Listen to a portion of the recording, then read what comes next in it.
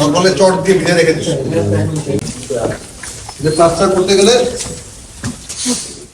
নরসিংদীর শিবপুরে নির্মাণাধীন নতুন জেলা কারাগারের কাজ পরিদর্শন করেছেন কারা অধিদপ্তরের উপমহাপরিদর্শক লেফটেন্যান্ট কর্নেল আসিফ মোহাম্মদ। বড়ইতলা এলাকায় প্রায় ২০ একর জমির উপর আধুনিক ও সুযোগ সুবিধা সম্পন্ন নতুন কারাগার নির্মাণ হচ্ছে।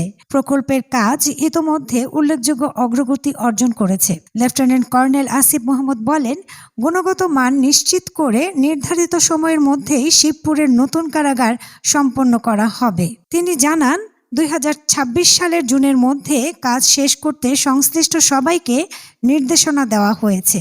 নতুন কারাগার চালু হলে বন্দীদের জন্য উন্নত আবাসন, স্বাস্থ্যসম্মত পরিবেশ ও নিরাপত্তা নিশ্চিত হবে। পাশাপাশি কর্মকর্তা কর্মচারীদের জন্যও উন্নত কর্মপরিবেশ সৃষ্টি হবে।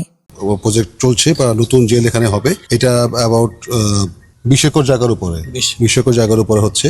তো এই প্রজেক্টটা আমরা অলমোস্ট অনেক দূরই আগায় গেছে। এটা আপনি দেখতে পাচ্ছেন যে অনেকগুলো স্থাপনা এখানে হয়ে গেছে, প্রায় কমপ্লিট পর্যায়ে আছে। আর কিছু কিছু স্থাপনা এখন চলমান আছে কাজ।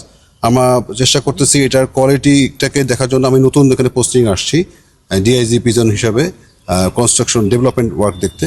তো সেটা দেখতে আসছি এখানে। আমার চেষ্টা করতেছি এটার কোয়ালিটিগুলো যাতে ইনশিওর হয় এবং টাইমলাইনটা যাতে অ্যাচিভ করা যায়। এটা প্রকল্পের মেয়াদ আমাদের জুন ২০২৬ পর্যন্ত রয়েছে।